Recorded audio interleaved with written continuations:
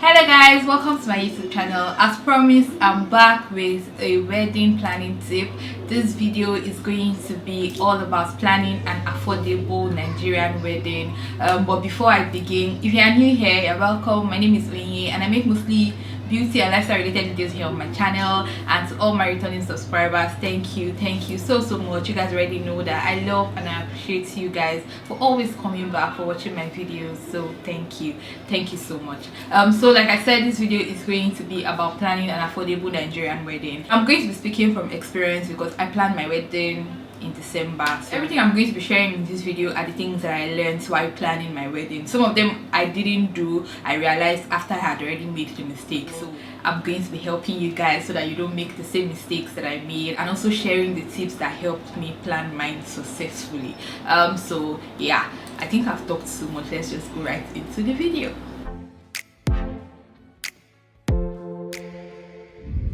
So the first tip that I'm going to be giving is to write down 3 to 5 things that are absolutely important to you for your wedding. Like if you don't have it in your wedding, if you don't experience it, like you would not be happy. I'm going to be using my own wedding as an example. For me, those 3 things for me were my pictures, my videos, and my decor. I wanted my pictures and my videos to be really nice because for me those are like lasting memories that I would always go back and look at, and because I wanted those 2 things to come out great, my decoration has to be good as well. So those are the 3 things I was very particular about for my wedding. For you, it might be music, or maybe your dress, or the location. It can be anything basically. Just pick those 3 things and don't compromise on them, and make sure that you communicate that to your event planner if you are going to be using one, and also communicate it to your family, like your husband and your family, because if you do not communicate it, there's going to be plenty wala. I know that during the course of my wedding planning, a lot of things changed. There were plenty different ideas that we had to incorporate into the wedding, but because I had already communicated that, you see, my decoration, my videos, and my pictures, this and this are what I'm doing for it, there was like an understanding. So nobody was asking me to compromise on those things because I'd already said that this and this is what I wanted for it. So communicate with your spouse. You guys should be in agreement, and the both of you would sort of fight for those things if it comes to it. Decide on those things and don't compromise on it, and that will also help you when you guys are budgeting, so that you would know like what your biggest spend would be and what you guys don't really need to spend that much on. So this is something that you have to do from the very beginning. Just decide on the things that are important to you on your wedding day. What is, like, when you think about your wedding day, what do you want to look back on and remember? Do you want to remember like your dress when you came into the hall and everybody was wowed? If it's your dress, concentrate on that. Do you want to concentrate on the food and the music and the feel, you know, the vibe? If that's your thing, decide on it very early and don't compromise on it. That's my first tip. Second tip that I'm going to be sharing with you guys is to start early. If you are planning your wedding, you need to start early. For us, starting early was like an accident.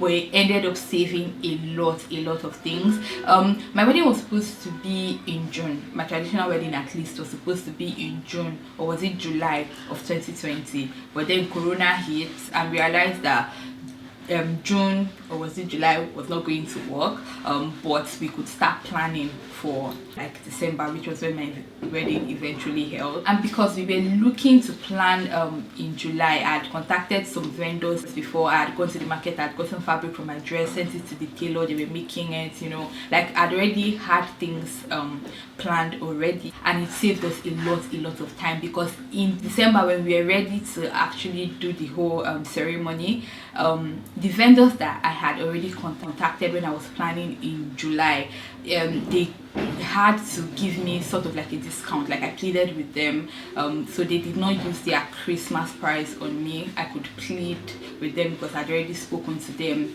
earlier, so the negotiation was kind of easy, even though it was still a little bit expensive because they had to add, you know, the Corona cost and then Christmas cost to the whole thing.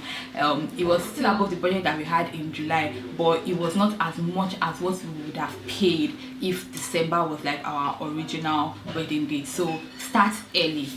Even my dress, like my wedding dress, oh god, that story is long. God, my friend had to pay for like a totally new dress that was made under a day or two for me, and I would be forever grateful to you, girl. Thank you so much.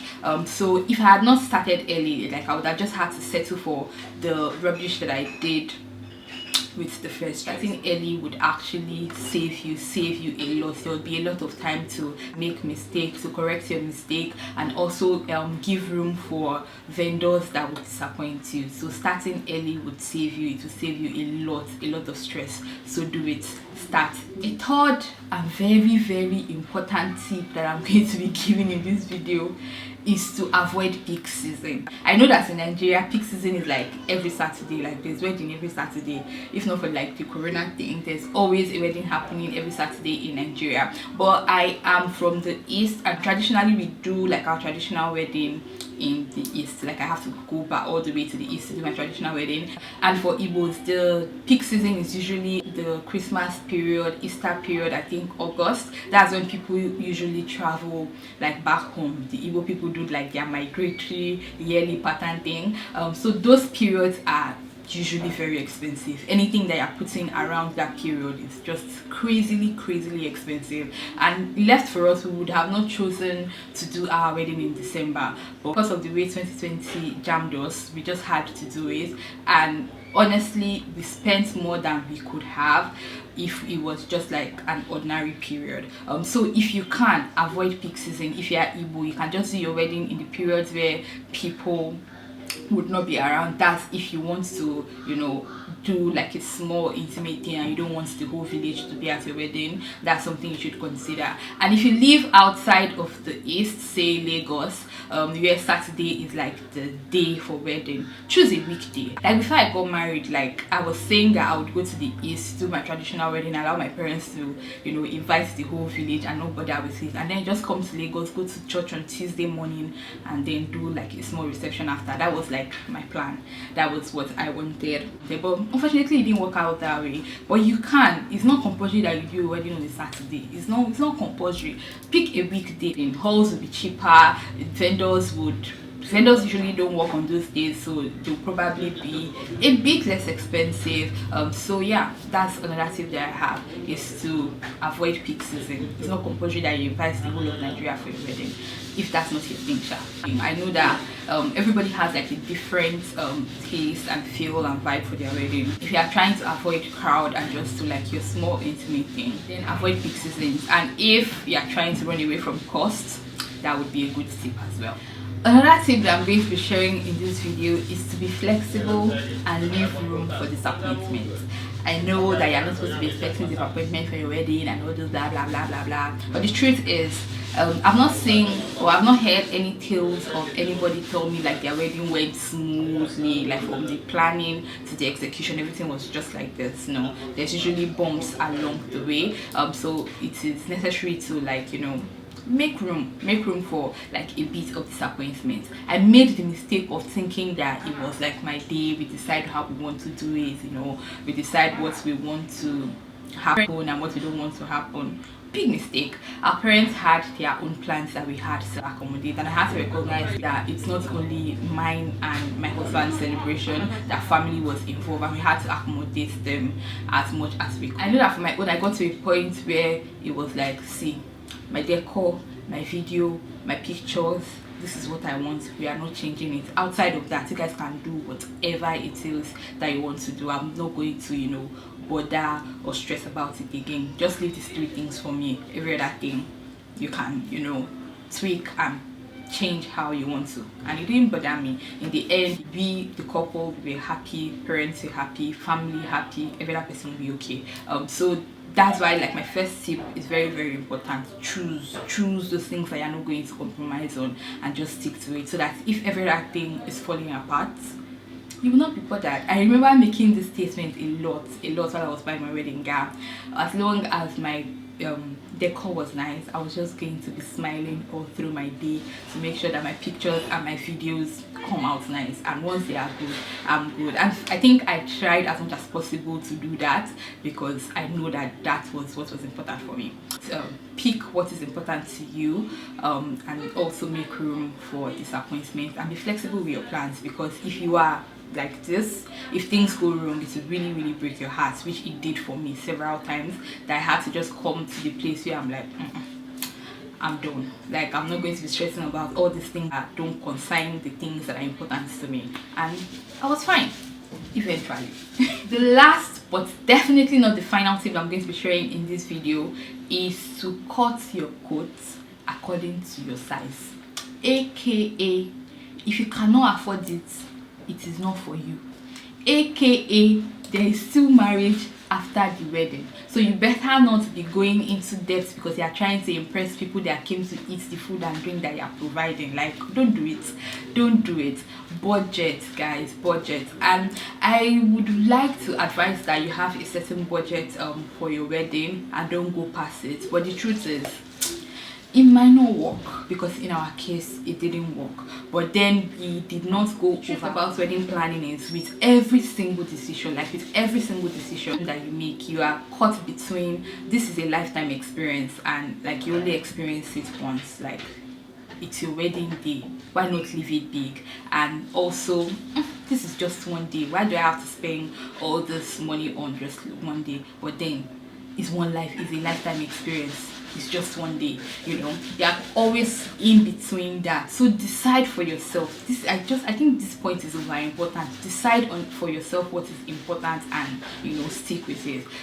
If your dress is what is important, then you won't mind paying a millionaire for the dress, for instance. If food is not important to you, you don't mind if people don't eat. So food is not something that you're not going to spend that much on.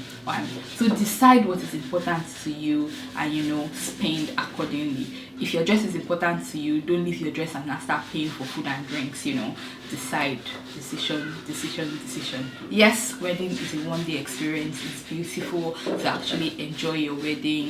It feels good to know that you had like a great wedding. The vibe was okay, the food was nice, the music was cool, everybody was happy. It's good, but it's also good to know that after your wedding, that you're not going back and thinking about how you're going to repay all the debts that you incurred. So be careful, guys. Be very, very careful. I think I should leave a bonus tip, which is to ask and to receive help from wherever and from whomever it is coming from. Wedding planning is really, really stressful, and it is important that if people are offering you their help, accept it. Whatever they can do for you, ask them. I had friends who came to me and they were like, oh, I know you're planning your wedding, just if you need anything, just let me know. One of my friends in particular even gave me time, like this, from this time to this time I'm available for whatever you want me to do. So use those people and then ask as well. Don't wait for people to, you know, come to you and ask. I know that, like, for some people, they don't know how to, you know, butt into other people's businesses. They wait to be asked. So if you have people around you, always ask for help, and if they say no, just, you know, move on to the next person or just try to figure it out for yourself. But accept and ask for help wherever and whenever you need it. It would not help you to like take on all that stress on your own, especially if you are doing the planning yourself. You are just going to kill yourself with stress if you decide to, you know, embody all that thing on your own. I'll be ending this video here. But my next video is going to be another wedding planning tip. I'll be sharing all the things that I wish I knew before I started planning my wedding. So keep an eye out for that video. And if you're not subscribed to my channel yet, please hit the subscribe button. Thank you guys for watching. Give this video a thumbs up if you enjoyed watching. Subscribe if you are not yet subscribed. And I'll see you guys in my next video. Bye bye.